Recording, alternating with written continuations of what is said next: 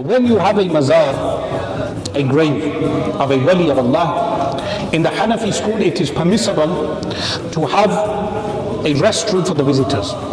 So for instance, there's a wali buried somewhere and the awqaf, they build a restroom. People come and do ziyarah, this is permitted. In the Hanafi school, you can check this. But the early Hanafis, they said placing a cloth on the grave is prohibited.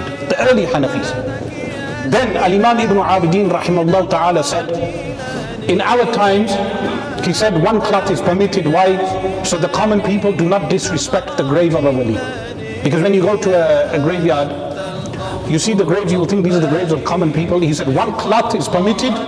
So when someone sees the one cloth, they know that under this grave is a pious person, they do not disrespect the grave. And a resting place is permitted. Why? How do we define bid'ah? We look at the fatwa, the verdicts in our madhab, in all four madhabs. And what does Imam Ahmad Ridha Khan rahimahullah ta'ala say?